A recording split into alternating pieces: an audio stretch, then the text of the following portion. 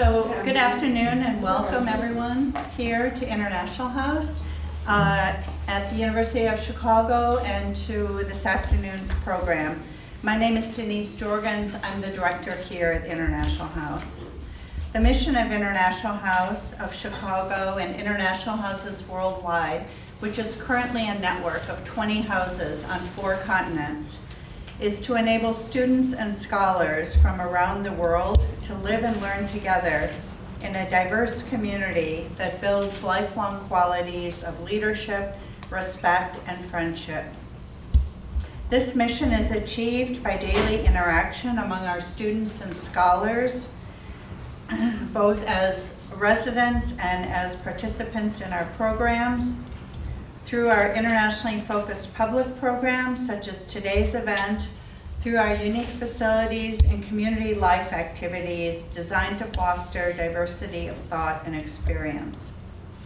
Today's program is one of over 200 held each year here at International House of Chicago as a part of our Global Voices Performing Arts and Lecture Series. Whether it's a music or a dance program, a film, festival, a cultural or national celebration, a lecture, conference, or symposium, International House presents a wide range of programs that advance cross-cultural understanding and promote civic discourse on community, national, and world affairs. As a part of our Global Voices Performing Arts and Lecture program, we are so pleased to collaborate on today's program with the Center for Latin American Studies and with U Chicago Presents. We invite you to join us here at International House throughout the year for many of our other programs. Information about our programs is available on our literature table in the entryway, and you can also sign up there to receive our weekly e-bulletins. On behalf of the Global International House community, I want to welcome you again and thank you for coming. And now I'd like to introduce Professor Dain Borges from the Department of History, who will begin today's program. Thank you again for coming. Thank you, Denise. Welcome, everyone. This is a very open format. Oman, you came with some comments prepared. I'm sure it's not the first time the members of Plena Libre have given a talk and performance. And I hope that the audience, the questions from the audience will inform this also. The topic today is the relation of Plena and of music to commentary on the problems of Puerto Rico, the condition of Puerto Rico. That's a huge topic. I'm sure that we'll narrow it down to a few things as the afternoon goes on. But I think we could begin with Omar's comments and. Sure, thank you. It's an honor to be here. I'm the director of the Segundo Ruiz Belvis Cultural Center. It's the oldest Puerto Rican cultural center in Chicago. And I was born and raised in Puerto Rico, a product of the University of Puerto Rico. And I don't consider myself in any way, shape, or form an academic. So I want to get that out there right away. But I'm definitely a plenero in heart, not so much in practice. I've been promoting the form of plena as an art form for many years. And that has been part of the work that Segundo Ruiz Belvis has been doing in Chicago for almost 50 years now. Back when bomba or plena were not really considered very much respected music forms in Chicago. It was Segundo Ruiz Belvis that started putting bomba in the stages of Chicago and plena, the forms of Afro-Puerto Rican music. And through that process, Puerto Rican music became known in Chicago. So we're very proud of that body of work. I have been now the executive director for over 5 years. And if I were to give my perspective on plena and politics in Puerto Rico, the first thing that comes to mind is I have to transport myself to the University of Puerto Rico back in the 90s. And I was just beginning to be, I guess the word is woke politically, and I was surrounded by so many amazing influences. And at the same time, you know, at the University of Puerto Rico, of course, there were significant protests that were going on. And I also come from a very committed family, a family that has been very much in every fight against social injustice. Is something that my parents instilled in me. And I think that the first few big protests that I remember that I was a part of, and that Plena was a part of, were back in '98. There was the privatization of the Telefónica de Puerto Rico, and that was under the governor of Ricardo Rosselló. Perdón, Pedro Rosselló. Ricardo is gone. Yeah. But you know what? The reason why Ricky came to mind, the reason why Ricardo Rosselló came to mind was because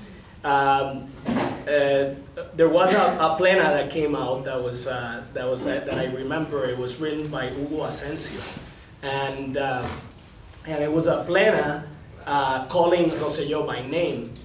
And I remember it went something like, ¿Dónde están? ¿Dónde están? ¿Dónde están? ¿Dónde están? No, I'm sorry. This was what the recent one. The one that I remember was, Vete, dile a Rosselló. Vete, dile a Rosselló. Dile a Rosselló que mi patria tiene bandera. Dile a Rosselló que mi patria tiene bandera. And then that song, it's incredible how it actually, was a very big part of the protests at that time, but it came back because Rosselló, was ousted in 2019. His son, right, the son of Pedro Rosselló.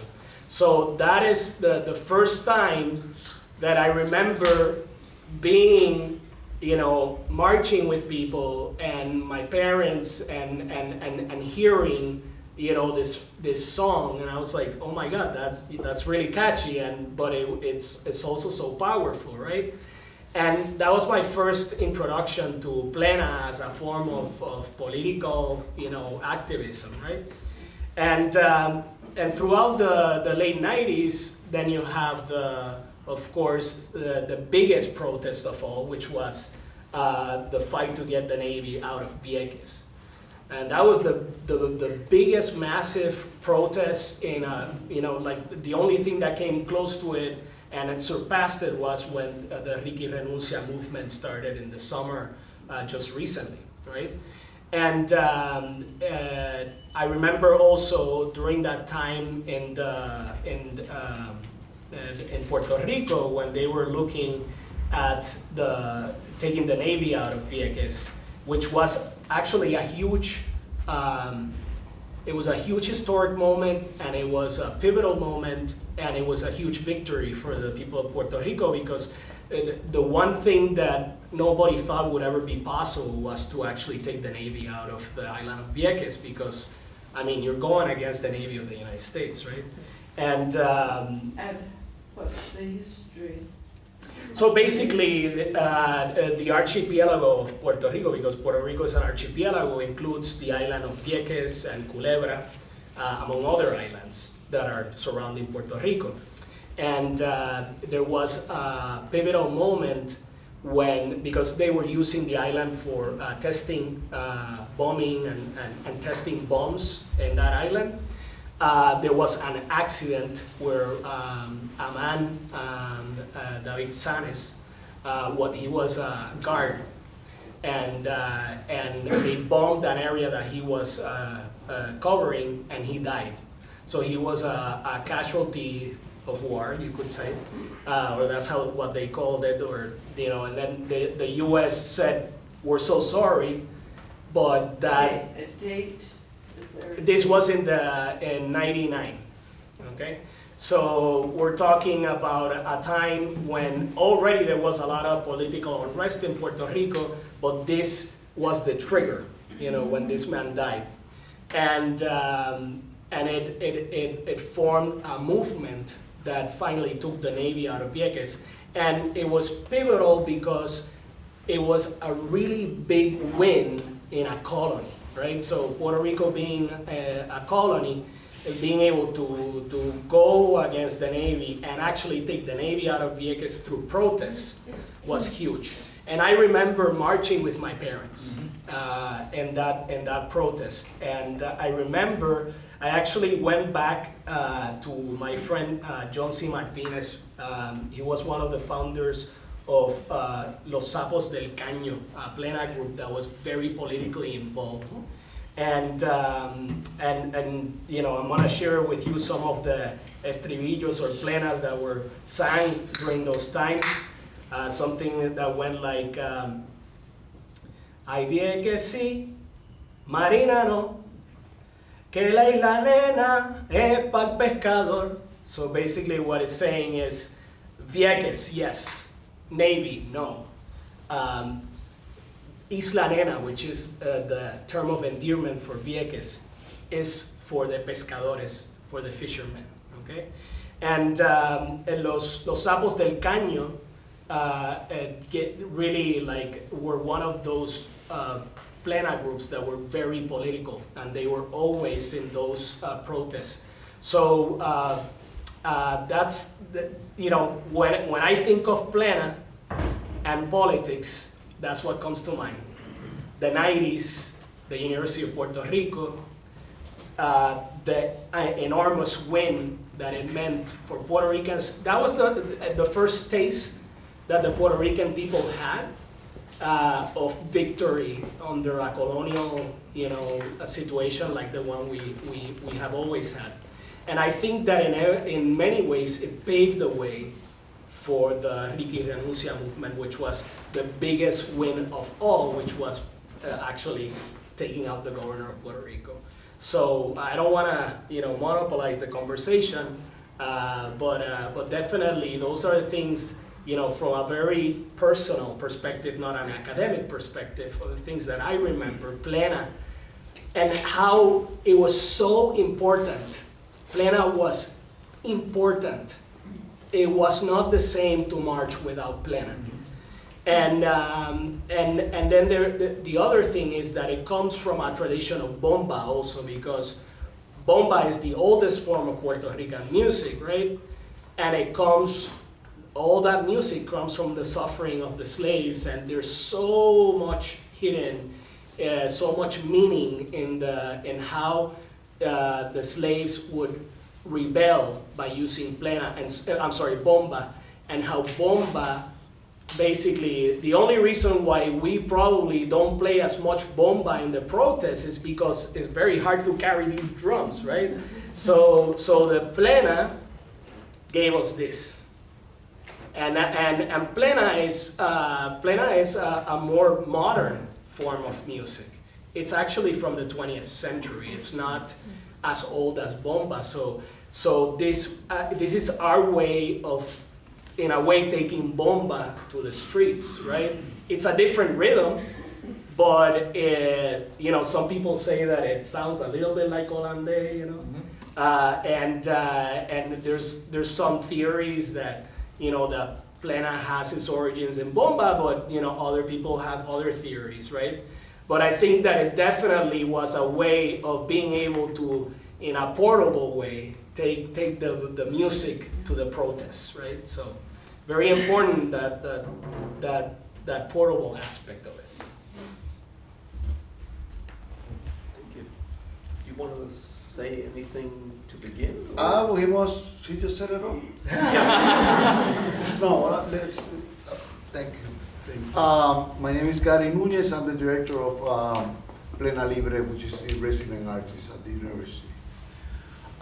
First of all, let's just say that bomba is a 300-year-old. It's not one rhythm. It's about 15 or 16 different types of rhythm. Plena, as Omar said, is the youngest one. its origins are placed at the end of the 19th century. They are part of our heritage from their African roots in the process of creating the nation of Puerto Rico. We are a nation. We are not a country, we are not a colony. Politically speaking, but we are a nation. The only thing that we're missing is political power. The rest of the characteristic of how you define a nation, you can find in the Puerto Rican people.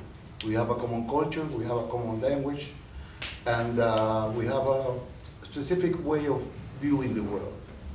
What we don't have is economic or political power because of the political relation, first with Spain, and then with the United States, which from Spain we were given to the Paris treatment that ended the Spanish-American War in '98, illegally given to the United States, because at that point Puerto Rico had a sort of autonomy standard government that was negotiated with Spain, and we were not consulted at all. The government was installed.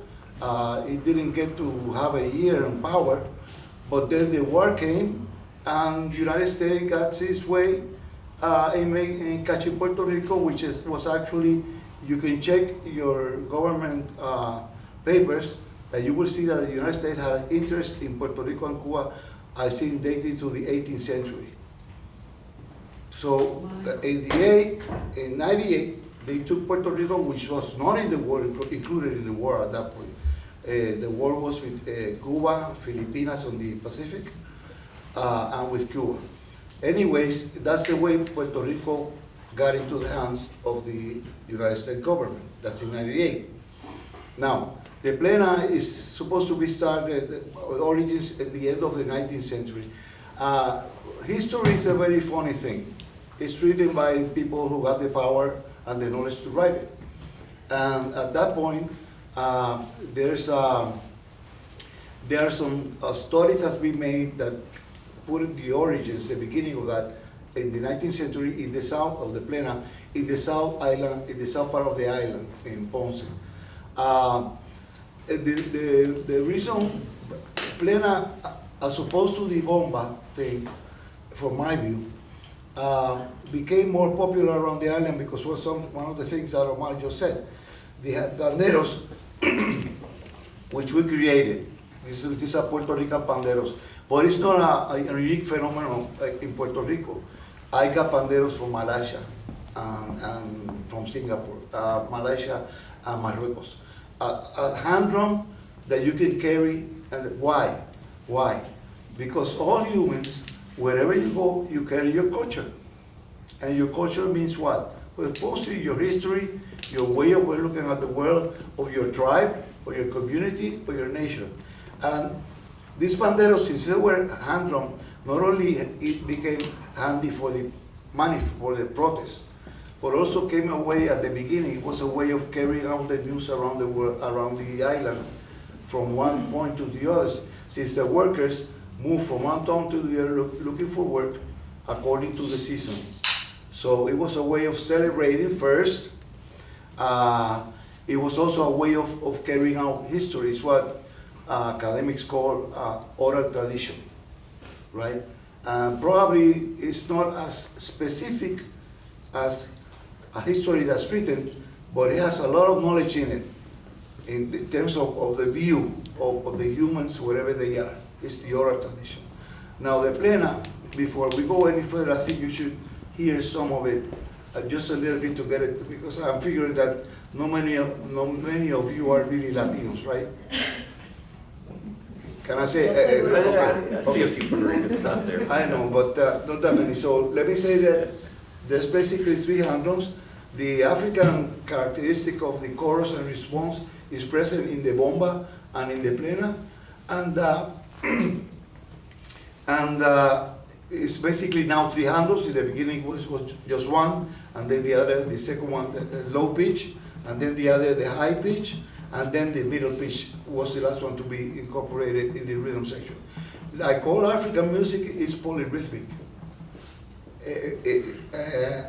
Each drum plays a different pattern, and the combination of those patterns becomes what is plena. To that we added the huicharo, which also is not a unique Puerto Rican instrument. We have our version, which we call huicharo. But the güiro is a Cuban instrument. There's one in Cuba, there's one in Dominican Republic. We call it huicharo. Huicharo. So the combination of those instruments became the basic form of plena, okay? And the response. So as far as our plena specific with politics, plena and politics. It's very curious to me that it's the people that are pro-culture, pro-independence of Puerto Rico are the closest one that will use the plena. Maybe at some point the center, the political center in Puerto Rico, which is the Popular Party, Democratic Party, will use it at some point. But the right-wing party mostly uses merengue, which is a Dominican Republic rhythm. Or they will sing La Macarena, or they will sing Ricky Martin pop music, whatever it is, but plena very seldom. At least on national campaigns. Not on local municipal campaigns, but probably they will use some Ibaro music or whatever, or some plena. But they won't, the projection of the party, which relates to the politics, the way they implement the cultural politics when they're in power, like right now,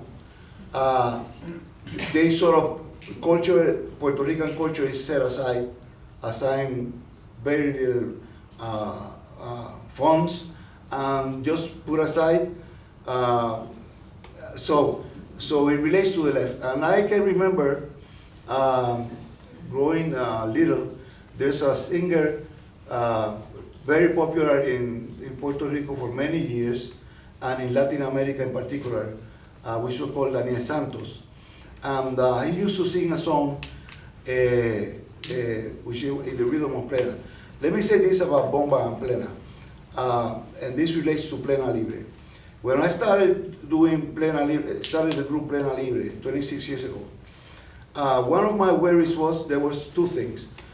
First of all, the plena and the bomba, in particular in Puerto Rico, because of all these political nonsense of not recognizing an identity of Puerto Rico, of Puerto Ricans as Puerto Ricans. You know, we still have a fight in Puerto Rico about that. Whether we are Puerto Ricans or we are United States American. Politics aside, culturally speaking, there's no way we're going to be United States American. Culturally speaking, that's a reality again.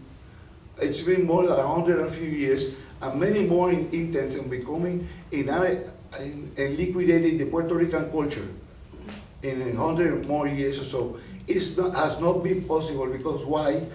Because Puerto Rico was a nation in the 19th century already.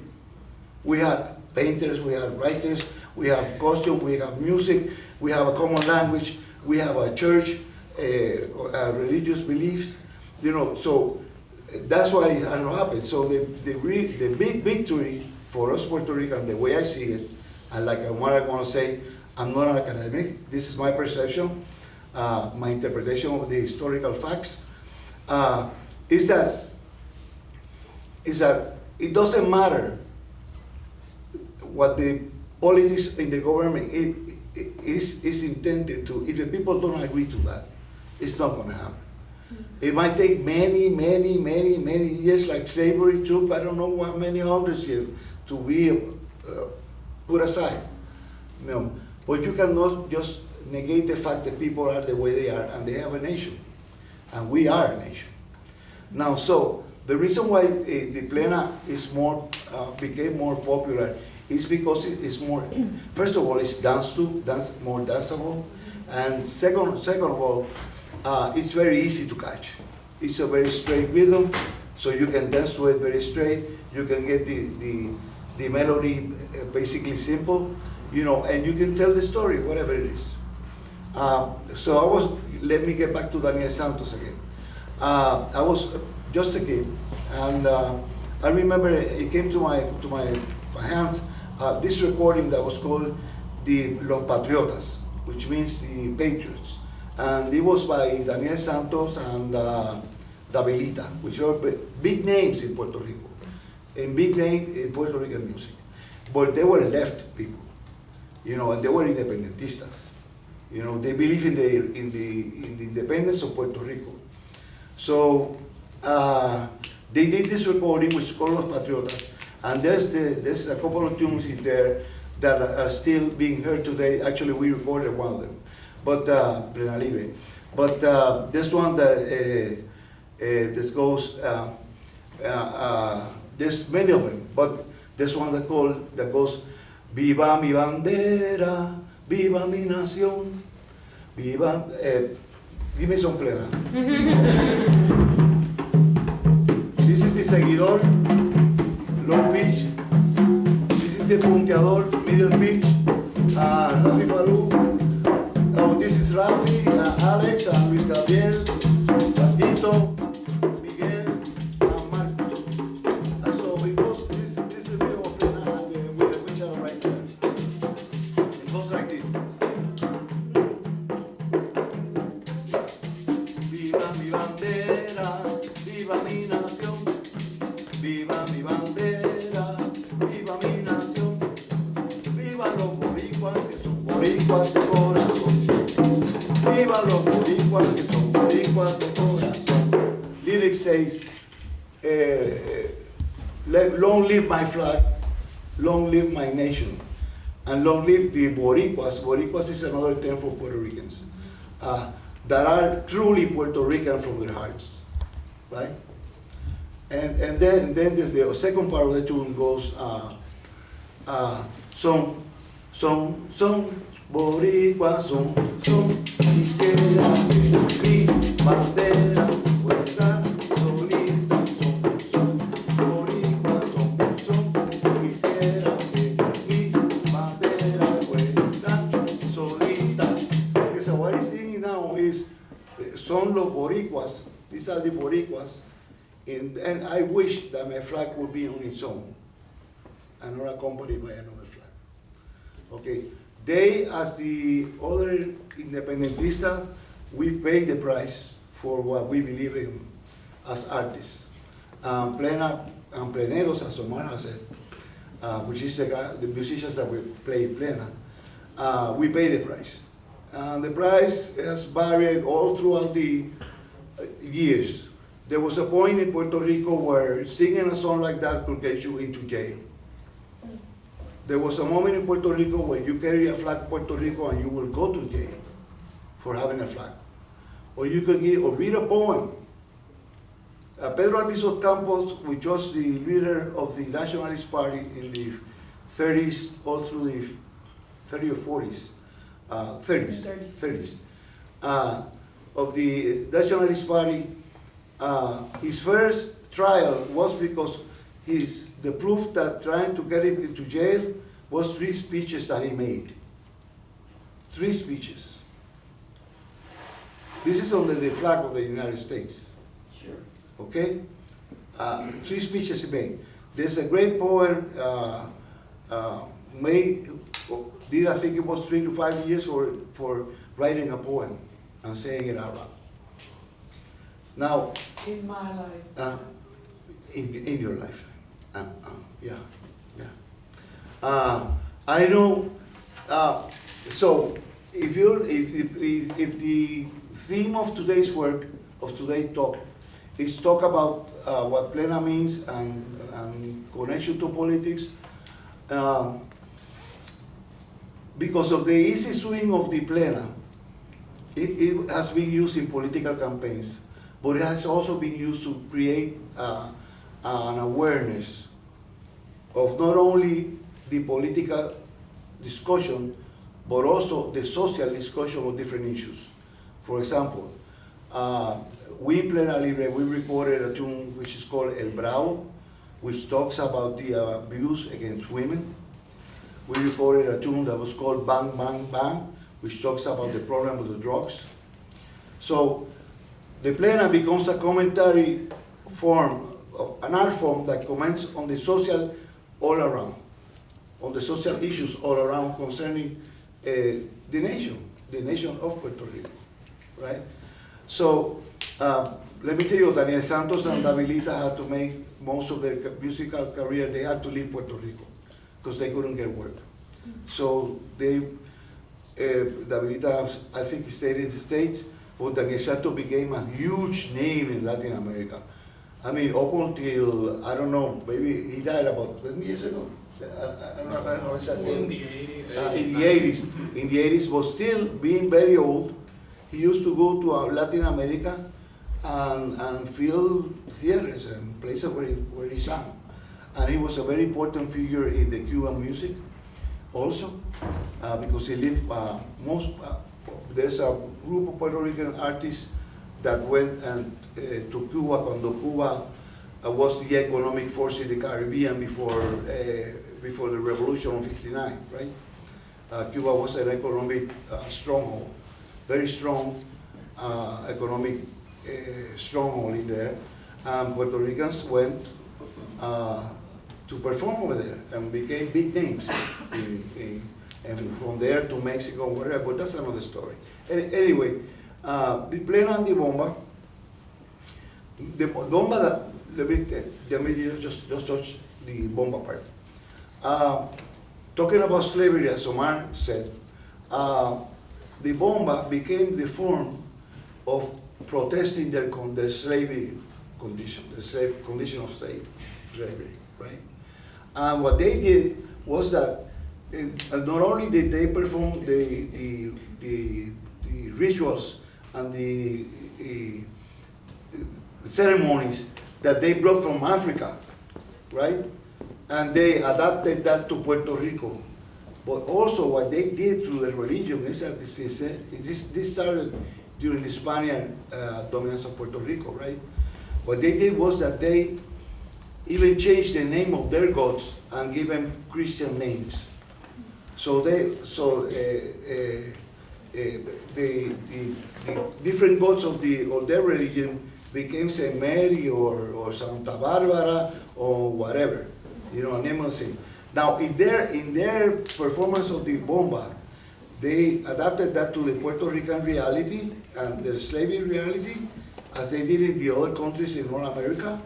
And the bomba became a word expression, not only of commenting and saying to the owner, you're a miserable man, but also making fun of them. So some of the bomba forms of dances are really a joke, making a joke about the way the Spaniards danced, right? And they sang about that, and did that. So that's the way they sort of put their pain out, the reality, the way they. So that is also political, because you don't have the strength to do something, but you can also lay back and see what the truth is all about. There's no political protest in Puerto Rico without any plena. There's none. And when I say none, I'm saying none. People will take their panderos or their hand clapping, and they will go and sing something, and the rhythm in it, even if you don't have panderos or conga, the rhythm under it, it's plena. It's everywhere you go, okay? And now, saying that, I just like to take a couple of minutes and hand it over to my son, Luis Gabriel, because he was a leader of two strikes that were carried out in the University of Puerto Rico about 5 years ago, right? 2010, 11. 2010, more or less.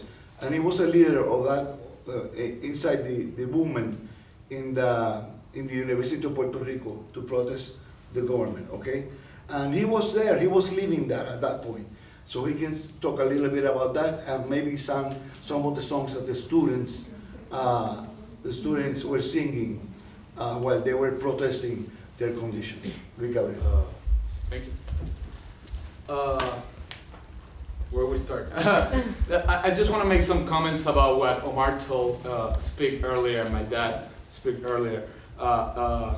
First, like Omar, my first protest, big protest that I remember was the Telefonica, and then the Vieques protest, you know, and I remember those really, really close to my heart, because even that I was a child, I was like 9 years, 8 years, 10 years old. Obviously, I didn't understand the complex of it, but it was really easy. Went to the protest, and suddenly you were talking with a worker or with a pescador, a fisherman in Vieques that were the face of that campaign against the Navy. So what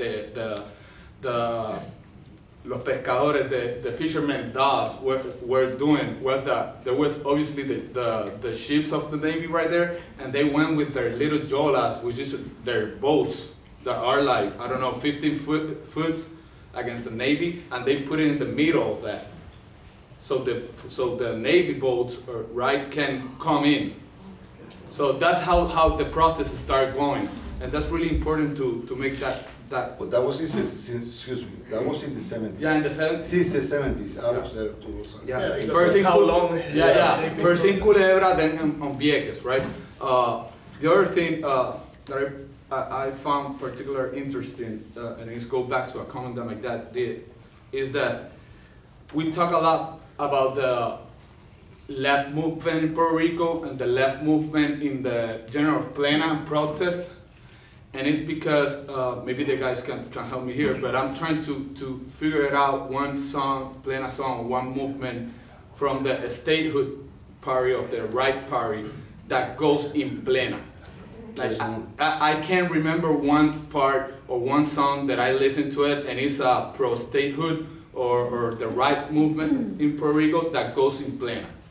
And for me, that's a really particular thing, because all the complexity, you know, I feel like you're getting where I'm trying to go, and that for me is very particular.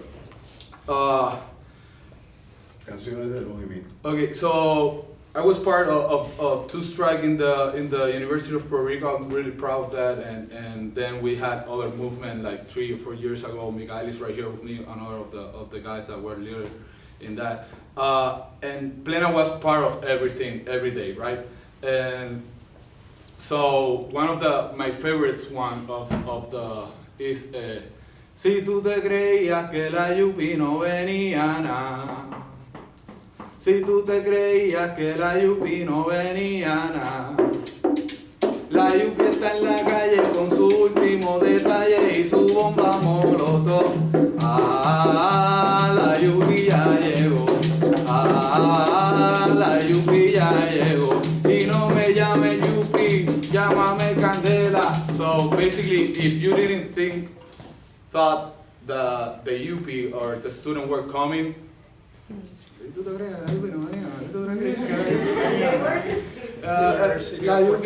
the students are on the street with the last ready to fight it. And their Molotov bombs that we didn't have Molotov bombs. Let me clear that. Ah, la lluvia, the students are here. And don't call me UP. UP is the name of the University of Puerto Rico. UPR. UP. Llámame Candela. Call me Flame. Call me Power. Call me, because that's what we were doing. At the time also, that was a little earlier than my time in the UPR, but also we protest about the assassination of one of the biggest leaders in the independence movement, Filiberto Ojeda Rios. He was assassinated by the FBI in Puerto Rico in 2005, if I'm not wrong. 2005. He was assassinated in his house with, he was in his home with his wife, and the FBI and the police in Puerto Rico came in and took it down. And there was a beautiful song that. No, you should say killed them. Yeah. I don't want to use these. Yeah. Take that. Yeah. They kill him. They kill him. And we're talking about one guy with his wife versus like 30, 50 FBI agents. So you get the idea. There is a beautiful song that he was a jardinero, how you say? A gardener.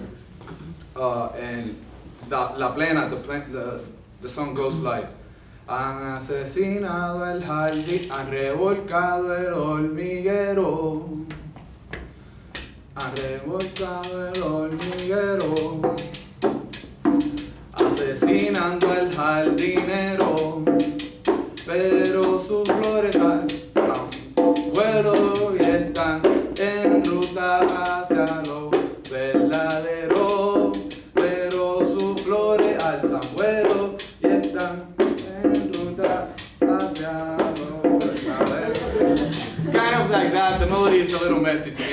It's too long. So what it says basically, they just killed the gardener, right?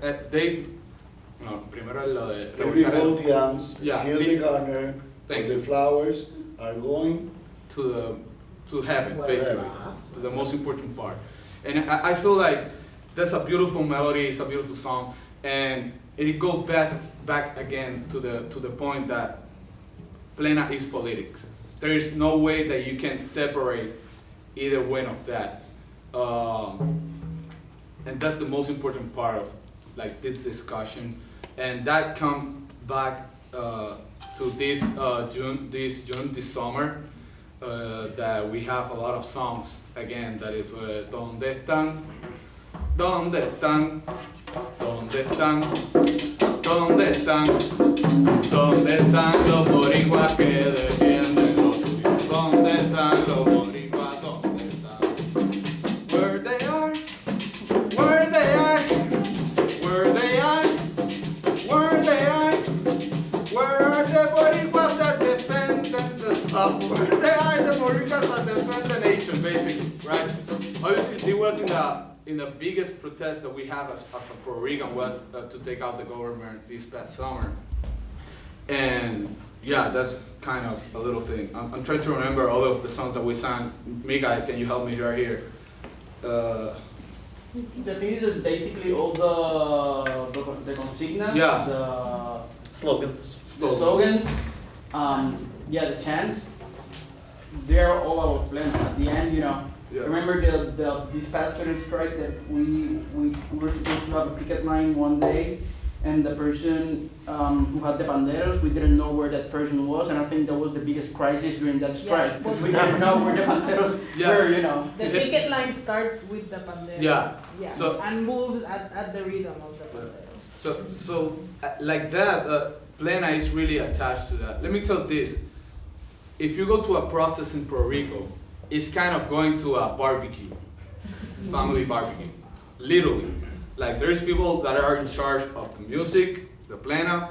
There's people in charge of writing consignas, writing the what we're gonna sing. There's people in charge of like beverage, and there's people in charge of security. There's people in charge of having food for everybody.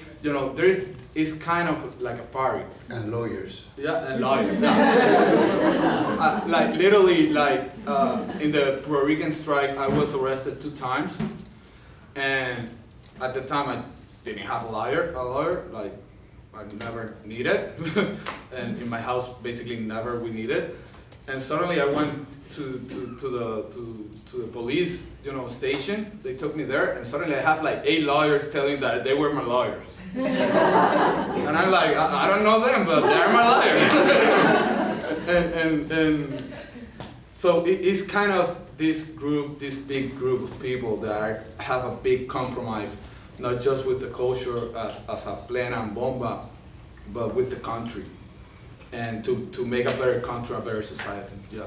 The reason why Bomba and Plena are political is because every time a group, a singer, does Plena and Bomba, is saying, I am Puerto Rican. That's in one sentence. Every time a group, it doesn't matter what they believe themselves. Like you can have a person that is pro-statehood, or pro-colony, or pro-independence, or pro Spain. There's a movement in Puerto Rico that people want to get back to Spain. Everybody has a right to be crazy. But anyways, the reason the plena and bomba are politica in one sentence is because it's saying, I am Puerto Rican, whether they know it or not. Okay, if not, they'll be singing, I don't know, Dixie, or they'll be singing Dominican merengue or Cuban music or whatever it is. If they're doing bomba plena or doing country music, which is the other side of the music we're not talking about, or Puerto Rican music, they're saying, I am Puerto Rican. And that's a political statement. I think it's important also to mention how, because he mentioned it in passing, but the fact that, there was a time in Puerto Rico when it was illegal to show the flag, Yes. and there was a name for that law. It was called the gag law, and it was instituted by the first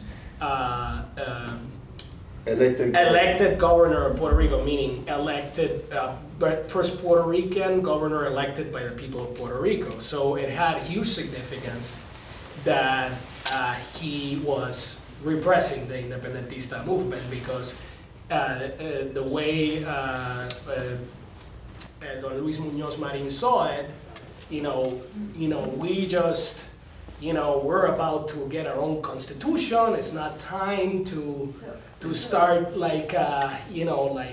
causing all this upheaval. It's not time to show how pro-independence we are. So we gotta get these guys under control. And that's really what happened. It was a really repressive time. And this was in the 50s. I'm trying to It's about the equivalent of McCarthyism in the United States. right. It was based on. Yes. So it was a huge moment, but it marked history, and it only made it more important to continue the struggle. Obviously, I think that the pleneros, have been combative throughout history, even when they weren't being political. Plena was political, because playing plena was seen as something that belonged to another class, right? So it was very common for plenazos to be ended by the police, because the higher classes didn't see it well that somebody was playing plena, and that was considered kind of jungle music, right? So what are these people doing? I have all these black people like making noise, and it's like this tun tun tun tun, and they would call the police on them. So just playing plena without having a political message was political. And then plena evolved in a way where it became more combative and more specific about what we're singing about. And what you see now in plena in Puerto Rico, I think is one of the most, and maybe I'm wrong, but right now I think it's one of the most prolific times of plena, because you have an abundance of young people that are joining plenazos, that are playing plena. It's cool to play plena in Puerto Rico now, which it wasn't really so much even when I was growing up. So in the 90s, yes, you would go to the protests, you would hear it, but it wasn't very common for somebody like me, for example, I went to a Catholic school, I'm like, I'm a plenero. Not so much, it was like, you were kind of like, on the fringe if you were a plenero, if you were like, if you went to a Catholic school like me or something, right? And I think that what's been happening recently is that pleneros are not satisfied with singing the same old plenas. It's about a challenge. It's like, if I go to a plenazo, it's about me busting out the new plena. It's not about el holgorio está. That's very festive, navideño. That's great, right? But what really makes a plenazo is when you hear new plenas. And it's not interesting anymore to go to a plenazo if you don't hear a new plena, you know? And you have plena nights that have been going now, like, you know, you have, of course, El Watusi, La Terraza del Bonanza, you know, all these places that now it's like Monday night plena, Thursday night plena, and I bet you that you go to those places and every single time that you go, if you go every week, you will hear a new plena, and they get more combative and more expressive of the current realities of Puerto Rico. Yeah, like when you go to a protest or singing, we sing and we sing about what's happening at the moment. For example, going back to the Puerto Rico strike that I was part for, there was this crisis because they want to implement an $800 quota fee by students. Obviously, we have to understand the university cost in Puerto Rico is not the same as the U.S. Let's be clear with that. But also the opportunities of work, of jobs, and the media income of the family is not the same. So, for example, there's teachers in Puerto Rico that their income is $15,000 a year, $16,000 a year, literally. So going to the University of Puerto Rico first was the most accessible one, but at the same time we have a lot of problems going there. So they implement a $800 quota. So when the strike started, I was texting with Miguel right now about that. But the strike started, we started doing the protests and all the stuff, and we have the rector house, ¿verdad? La rectora, the dean house in the university. And suddenly in that house they are doing these parties that they're drinking $100, $150 bottle of wines, and it's not just one. It's, you know, there is a party. So suddenly there are 20 $100 bottle wine, which maybe it's not that much, but when you're trying to implement quotas and you're having 1, 2, 3 parties a week, it adds up, right? So we start crashing those parties with protests and, you know, doing our stuff. But I'm not going to talk about that. But one of the songs that we sang was Si en vez de vino bebiera Malta, pues esa cuota ya no haría falta. You know, so basically, instead of wine, they drink Coke. Maybe that Malta. Say it. Malta. Coke. Maybe that quota, that charge, will not be needed. Right. We just did. I want the professors to speak. We monopolizing the. But this just one thing. We just a week before we started this tour, we put out a new song, a new arrangement. We did, which is one of the slogans of the austero Ricardo Rosselló. And one of the slogans that the people were chanting was "Somos más y no tenemos miedo." Somos más y no tenemos miedo, which means we are not afraid because we are more than you in quantity. We are more than you, and we are not afraid anymore. We just played this tune for the first time before we came over here. Somos más y no tenemos miedo. Somos más y no tenemos miedo. So we pick up. This is what happens in the picket line. You take a slogan and you start singing it. It goes into a rhythm plena. In our case, Plena Libre, I just made the arrangement and we wrote the lyrics. And we talk about the protests and the things that we were asking for this guy to just get him and all the people around him. Get out. So we're going to keep quiet. We'll be talking. No. I'll open it up to questions, and I guess I could begin with a question. Just last week, the rapper Presidente from Calle 13 released a song or a poem, René, an intensely personal, confessional, it's rap, so it has to be boastful, jactancioso, political in some way. So how is the project, how is what Plena does different from what a rap like René does in talking about the politics or the situation of Puerto Rico? The rap it's confessional, it's about his alcoholism. It's confessional, it's about not being able to go back home to what he was when he was a boy. It's confessional about his fame as a musician, but his inability to connect to his hometown, to his neighborhood. So how is Plena different from something like René, which is not a typical rap, right? Well, René is not your typical rapper. No, he's not. No. He's not. Rap music, which people identify as Puerto Rican incorrectly, happens a lot with Puerto Rico. Also, salsa is being identified as Puerto Rican. It's not. It's Cuban music. It's Cuban music, played by Puerto Rico, by Puerto Ricans. Rap, reggaeton. It's a music that comes from Jamaica. From Jamaica, it went to Panama through the workers in the channel, in the Panama Channel. Canal de Panama, Panama Channel. Canal. Yeah. Jamaican workers went to Canal in Panama, working the canal. The Panamanians, they pick up the music.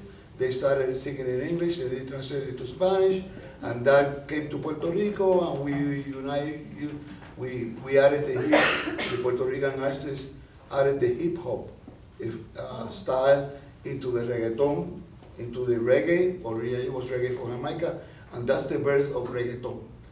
But it's not Puerto Ricans. We Puerto Ricans tend to do a lot. We take the music from other countries, forgive me for saying, we make it better. So. Oh, I thought you were going to say we steal it. No. But some people would like to because they're afraid of being Puerto Ricans.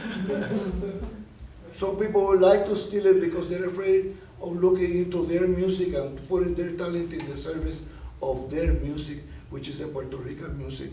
So that's also a way of denying your identity as a Puerto Rican. That's also a way. As a way of doing Plena, is a way of saying I am Puerto Rican. That could be a way of saying I'm willing to be anything else except being Puerto Rican, right? But going back to your question, that song in particular, which I haven't heard, I'm glad you summarize it for me. It's more on the personal side of his experience. Not on the political side. René is a political singer. He sings about political reality. And there are a couple of others that, forgive me for saying that, all the garbage they produce, you can get something out of there that has a good message, positive message inside of it. So I don't know how that will politically, except in the sense of being a confession of a life that has been has suffered the consequences of not having a political good environment in which to grow, where drugs are a big problem, crime is a big problem, the woman abuse is a big problem, the economic is a big problem. So that education is a disaster, the health system is a disaster. So it's being, as we all have been, subject to that reality. Some of us are able to cope with it better than others, or let me just say, some of us sometimes, get a chance to deal with those problems in a better way. I want to just add something to I think that in essence, if we're going to talk about rap music in Puerto Rico, it comes from the same place as Plena. It comes from the marginalized communities of Puerto Rico, right? So, and I think it's very important that we see that. I'm sorry. It's mine. It's very important that we see that commonality, right? Because it's That's my friend. Toding Agot. Yeah. That's a legendary rumbero from Puerto Rico and Plenero. Say hi to him. Sorry about that. No, that's okay. So it comes from the same place. It comes from the marginalized. It comes from the caseríos. It comes from the housing projects in Puerto Rico, right? And I think that it's important to recognize that it comes from the same place. And I think that the main difference is just a new generation using a different language, but it comes from the same place. And then there's a difference between rap and reggaeton also, right? Reggaeton is a rhythm. And it comes from dembow, right? This rhythm, this takum, takum, takum, takum. And I have to disagree a little bit with it coming from Jamaica, because it was something that was, yes, of course you have El General and like all this influence from El General in Panama, right? But the Puerto Ricans take that, those bars and create this mixed rhythm that's called, the dembow, right? But it's hip hop. Yeah, well, yeah, no, of course, but reggaeton is Puerto Rican. I mean, it's Puerto Rican in the sense that it was there that it was, really developed.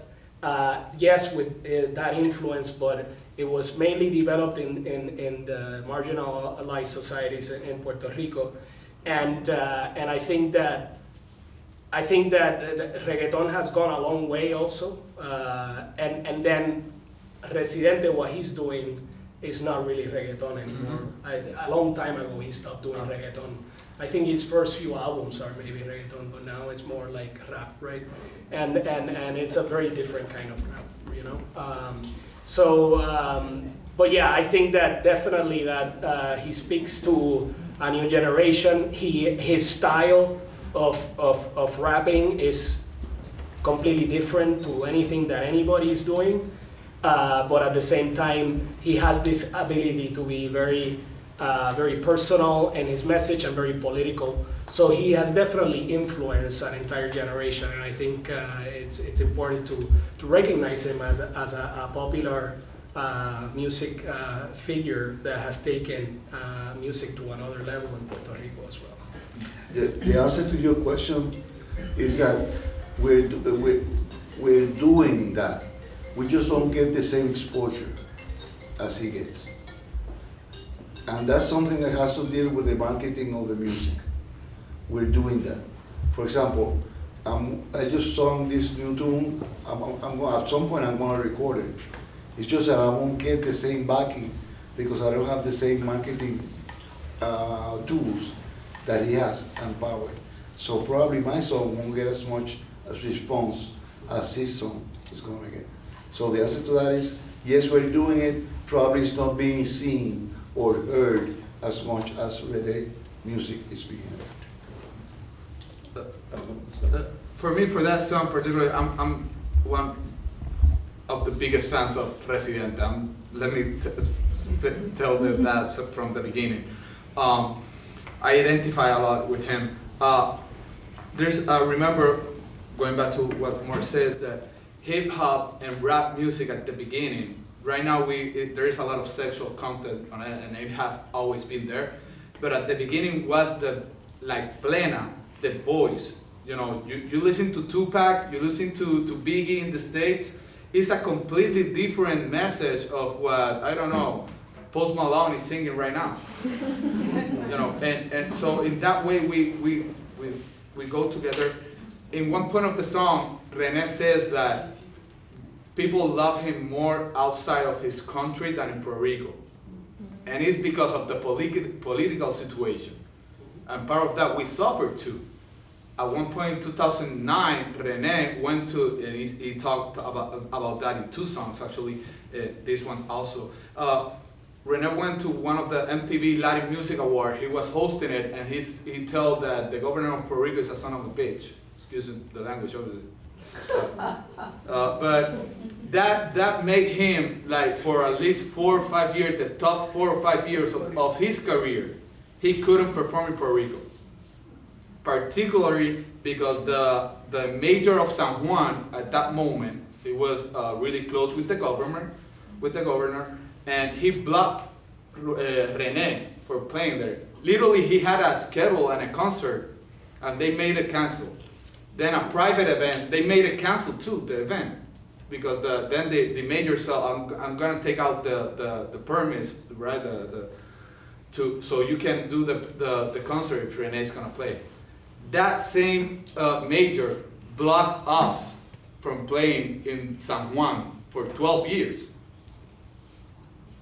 So in San Juan, the mayor of San Juan, so we are modestly apart. We're the biggest plena group in the last 30 years, 40, 50 years. And for 12 years, we wouldn't play in San Juan in a public event because the mayor didn't let us. So at that point, you see how A major. a major, yeah. There you see the contrast, right? And how we went to the same. So what René does is kind of what plena music does, and we do. It's just that he does in hip hop and rap, and he has a lot of influence, obviously. But we have a lot together when you start looking at the macro instead of the micro thing. But what takes him 2,000 words, a plena can do in an estribillo of 5 words. Yeah. So what is that? In other words, Cortaron y Elena says everything about the 1950s, not just in Puerto Rico, but all around Latin America. Yeah. So what is that compression of plena, the conciseness of it? It has to be, because the nature is like that. The nature of plena is you come up with the estribillo and then there's the improvisation, right? Yeah. But the estribillo is really the most important part. Yeah. Right? And then comes the work of the improviser, right? So, but it's very important that in order for a plena to be successful and to go in the history books, it has to be very purposeful and specific in that estribillo, and that coro has to be, short because people need to be able to learn it and repeat it. For me, it's more the African heritage and perspective in the plena. So the hip hop is about having a chorus, then a big statement or the first part, and then again like pop music kind of, and the chorus again, big statement, maybe a bridge, the chorus again, and it's over. In plena, we have the African heritage that we have the chorus and response. So the chorus have to be good, have to be catchy. Cortaron Elena, or if you want to go really political, we sing this song a lot. Déjalo que suba la nave, déjalo que ponga un pie, que van a llevar el latigazo hasta lo que están por nacer. It was a strike in the ports in Puerto Rico in the 70s. So the guys that were doing the strike start singing to the guys that were believing in the strike and were working. Let it come to the chief that we're gonna fight him until hasta lo que están to their sons, basically. We're gonna keep their ass out, them and their sons too if they come. And sorry for the language again, but it's kind of what it does. So, but for the plena part and the bombo part, it's really important the improvisation and the chorus and response, where maybe in hip hop it's not like that. So obviously there are two completely different, but we go back to the root of the African, chorus and response, the cry songs, the misters, all that the Africans had. So we go back to that. The chorus is really important because that's the catchy part, that's the part that you guys are gonna sing.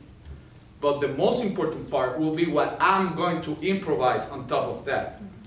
So you can take a song like that, like the Déjalo que suba, which was written and singing in the 70s, and we sing it today. And we can make improvisation that what goes with what we did in the summer with taking out Ricardo Rosselló, or in the 99 with the Marina, with the Navy.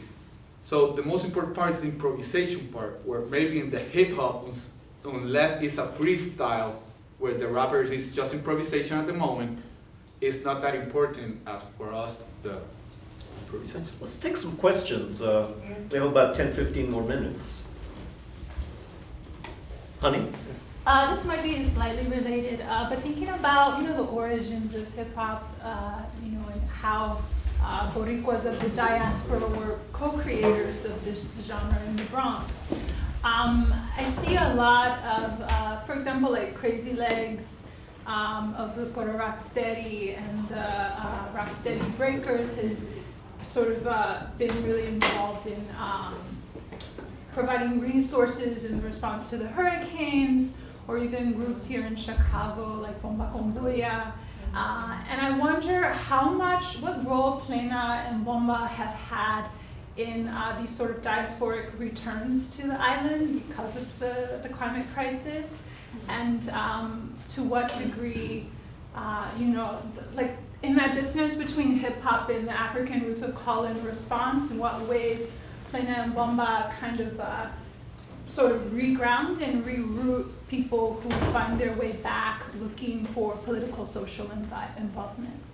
Yeah, no, I mean, you mentioned Bomba con Bulla. Of course, they're my good friends, and a lot of them come from the Segundo Ruiz Belvis Cultural Center. And, when you mentioned what happened after the hurricane and everything, the first thing that comes to mind is that there's as much looking to Puerto Rico from here as there is Puerto Rico looking at the diaspora also. And one of the things that immediately calls my attention is that about your comment, is that Bomba con Bulla actually is a Chicago-based bomba group, was invited to the first Fiesta de San Sebastián after the hurricane by the mayor of San Juan. And one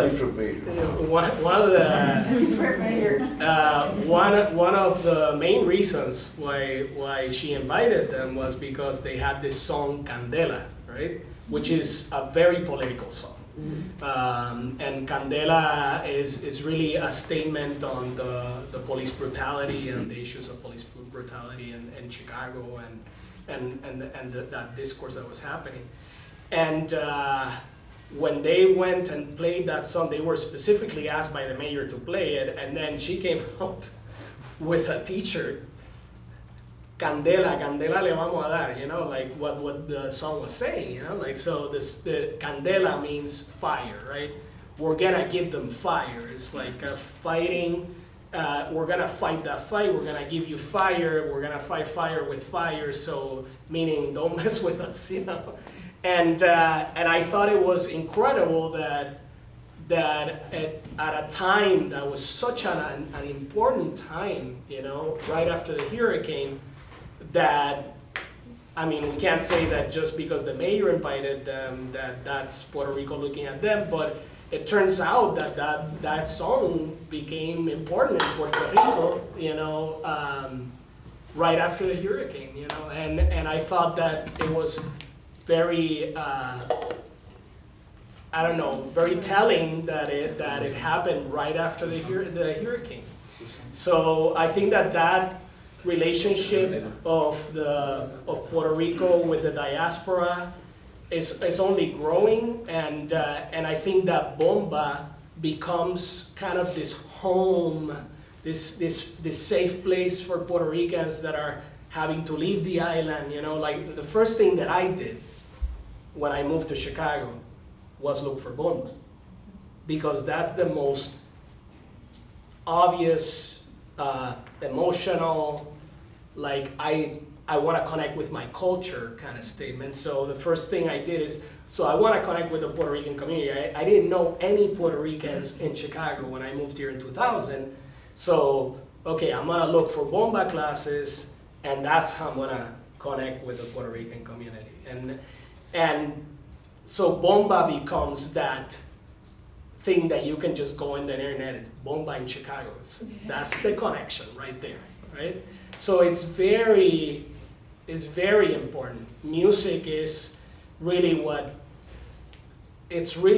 made me go through those first few winters in Chicago. You know, it was that thing where like, okay, if I don't have that, then I don't know that I can live in Chicago. And I think that connection with the diaspora is huge, and I think that we're seeing it more and more. Right now, for example, there's the Encuentro de Tambores that's about to happen in Puerto Rico, which is a big congregation of drummers, bomba drummers from all over the island. And then they have been doing this tradition of bringing el Comité de la Diáspora, right? La Delegación de la Diáspora. And that is when they call on all the bomberos from different cities in the US to form a group and be a part of that. And the more we see the fact that Puerto Ricans really can't vote for the president of the United States, don't have any political power, so it's natural that we will see the diaspora as that alternative to power, you know, that they have a voice. So it's very important that we connect with them as well. So there's just so much to say in that, you know, and I thank you for bringing it up. And I don't think I really answered your question because there's so much to say, but you know. About the commentary on hip hop in the Bronx, I think just quickly, there's a direct line between how Puerto Ricans excel at improvising and just speaking freestyle, of what we'd call freestyle in hip hop. In Puerto Rico, there's of course Plena, which there's a lot of freestyling or improvising with the response to the chorus, and also in Jibaro music, that's also very common to freestyle the verse. And also, I'm not so sure what it's called, but it's very common in Puerto Rican parties to just sing a bomba or plena, stop, and have someone say un dicho, un decir. What's that called? It's called la bomba. Yeah, exactly. Yeah. So that's, I mean, these are all direct lines to hip hop, and of course, Puerto Ricans find themselves in the Bronx in the midst of a growing genre. And as much as the people in power wanted to pit minorities against each other, there's a lot of stories there between Puerto Rican and Black communities being pinned against one another. There's always more common ground there that was found, and in the origins of hip hop, it's a beautiful example of it. Of course, some of the best freestyles in history maybe don't get the recognition, but they're definitely Puerto Rican. I want to say something. I was out for 10 seconds, but going back to the diaspora point, which is, I think is really important. The last 3 years of my life, I've been living basically in New York, doing my master's degree and whatever. But first with the social media and the power that it brings to the people, and a lot of people that have left the island but because of the economic situation or the opportunities or whatever, we understand the power that we have right now. And when the Rigi Renuncia movement, the movement that take out Ricardo Rosselló in this summer, the protest was not just in Puerto Rico. I was in at least 3 or 4 protests in New York. And what do you think that people ask me for? ¿Traíste los panderos? Do you bring the hand drums? Of course I bring the hand drums. What kind of question is that? So, like, that's the first thing. And it does not just the hand drums. It's the hand drums and the other one, the El Hijo de Furito Rios, which is an amazing trumpet player, going with the trumpet. And suddenly we have a hand drums trumpet, and there was this guy, which is an American guy, US guy, whatever, New Yorker, suddenly have a trombone. And then we have like this big, and we take Union Square, and then we take Central Park another day. And from Central Park, it was raining as hell. And we take Grand Central Station, all wet. We were walking, we take Grand Central Station. Suddenly, there's this tourist taking photo, and there's this big Puerto Rican wave with, Rigi Renuncia! So, and it was funny at one point, but at the same time, it's the power of that diaspora, because like that happened in New York, it happened in Chicago, in Miami, LA, Spain, and there was two things in common. First, Puerto Rican united against injustice, and Puerto Ricans with pleneros, with panderos. even if they don't know how to play it, like if they can't do this, like maybe we can do, they will do this. They don't care, but the rhythm and the hand drums are going to be there. And that's the most important part that I can relate to this topic specifically. It's happening in Puerto Rico, and it's happening whenever. Like my dad told about the culture, you take it anywhere. All around the world, literally, there's videos of people protesting that government with a hand drum or even with casseroles, with whatever they have, they will do it. It doesn't matter, and that's really important for us. Hey, we should call a halt now. If there are any students who have to get to class, I think the event officially is supposed to end at 1:50. That's a typical 10 minutes before the hour. But if not, About going to class. Could we hear a song? Yeah, sure. I have a question, a quick question, if possible. Yeah. Because sometimes, I just moved here a year and a half ago, and sometimes the narrative sounds to me that the Puerto Rican colonial fiscal crisis, because it's a colonial fiscal crisis, and we can talk about that later, was discovered or started with the hurricane. And in fact, it didn't start with the hurricane. And I just want to ask you guys, of artists, how the fiscal colonial crisis that is going on in Puerto Rico has impacted you guys as a group and as artists.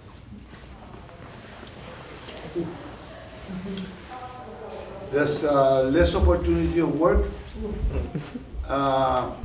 which for everybody.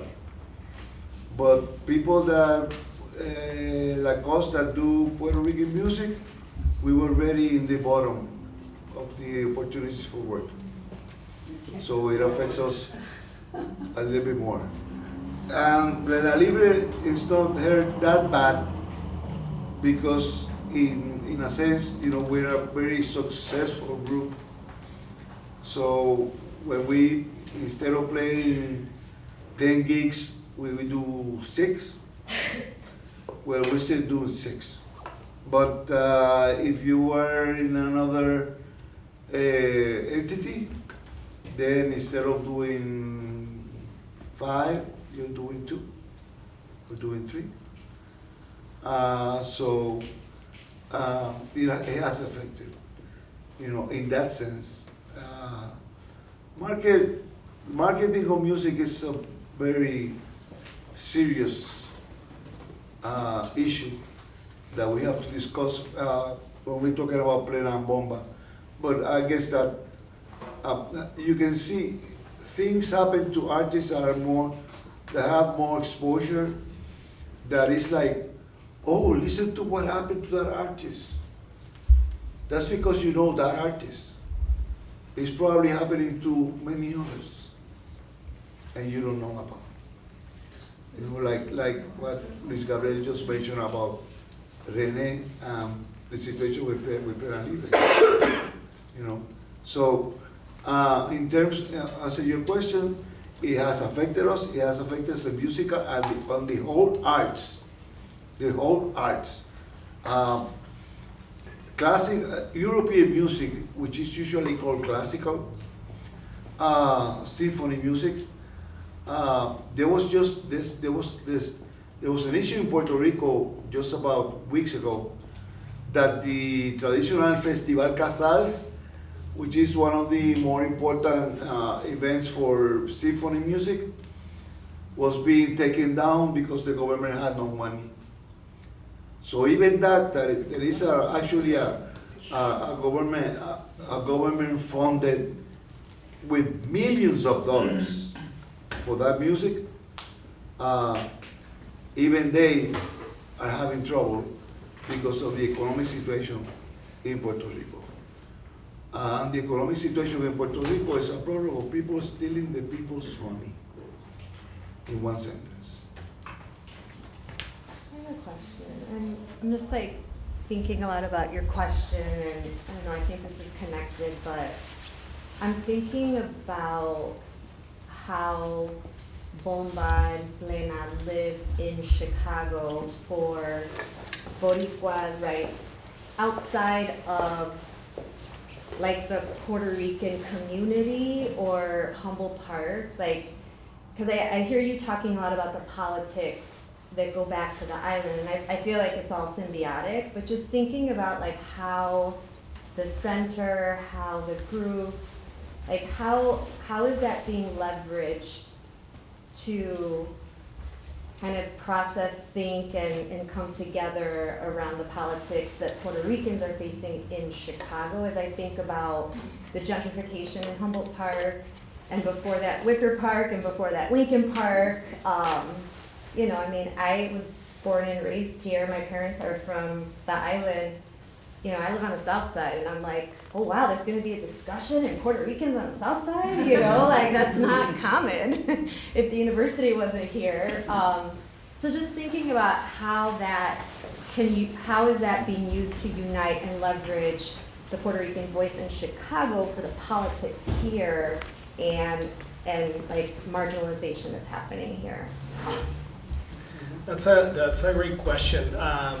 I think there's opportunity for more, definitely. But yeah, historically, all the struggles of the Puerto Rican community have had bomba and plena mixed into it. I mean, if we go back to even the times of the riots in the 60s in Humboldt Park, I think that bomba and plena have had definitely a huge presence in all of those. I think that our role in the Segundo Ruiz Belvis Cultural Center has been trying to put bomba and plena in more stages across Chicago, regardless of the community. The more communities that are introduced to bomba and plena, the better, because I think that it's a story that obviously we are responsible for telling. In terms of the struggles of just Chicagoans in general, I think that you will see that a really good example would be Bomba con Bulla. Who I know. Yeah, and I go back to that song Candela, because Candela is really about a U.S. issue of police brutality, even though it exists in Puerto Rico, obviously. You know, if you look at the music video, for example, of that song, it's very much a social commentary on the issues that these bomberos are living in the United States. Not necessarily, so when you look at it, what they are very good at is that they always tie it back to the island. But if you look at that video, it was filmed in Chicago and Ponce. And you have a relationship between the Ponce massacre and the Trayvon Martin, you know, just to give you an idea. So obviously they are trying to bring this discussion to a more international event or a more national discussion. And another thing that happened coincidentally recently is that they're mostly from, like, a lot of the influence of bomba that they have is from the south of Puerto Rico. And they came out with their album Southern Sessions that just came out last year, right before the earthquakes in the south. And even with no intention, their reality, their roots are always gonna speak to that reality. So now Southern Sessions, after the earthquakes in Puerto Rico, have a different meaning. And all they were doing is expressing exactly who they were and where they come from. So I think that the more, there's this thing I heard once that, and I'm trying to remember who told me, but it was beautiful. It's like the more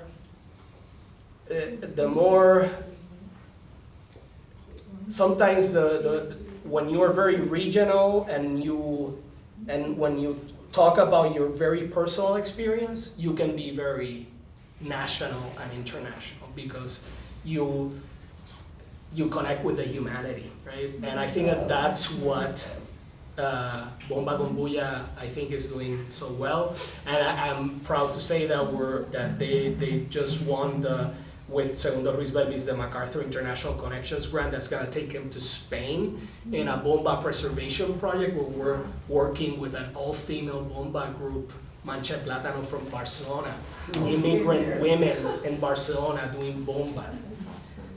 Probably the only bomba group in history in Europe. I don't know, maybe I'm wrong, but I just haven't, I've been trying to find another one. And the fact that it's an all-female bomba group from Barcelona is gonna be collaborating and recording with them in Barcelona is huge. And I think that that's what drives them, you know, so.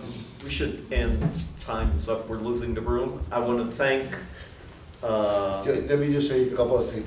Two sentences. No, it's two sentences. First of all, we appreciate the opportunity as Plena Libre of being here at the University of Puerto Rico, at the University of Chicago, coming from Puerto Rico to do a concert of bomba and plena. Probably it's going to be the first time it happens here. Accompanied by the Symphony Orchestra of the students of the University of Chicago, directed by Barbara Schubert. That's going to be on Saturday, and that's I think it not only pertains to Plena Libre and the University of Chicago, but goes to your question that how we unite and how we expand how we share the music of Puerto Rico with the rest of the world, the bomba de plena, which is what we've been trying to do for 26 years. Yes. Second thing, I want to make a clear distinction here. When we talk about politics and we talk about independence and we talk about the injustice of the system, we're not talking about the United States citizens, American people. We're not talking about the people. We're talking about policies instituted by the government. No, but I need to say that because it's very important. This is not a personal war. This is not personal. We're talking politics. And when you talk politics, you talk policies. And so it's not what happens with Puerto Rican and any nationality, Americans, Spainers, or Venezuela, Cuba. When you go to the person, you're capable of loving. It's the person. So I just want to make a clear decision between what we say. We're talking about policies, political policies, not persons, and that's our hope. Persons are our hope. Thank you. Thank you.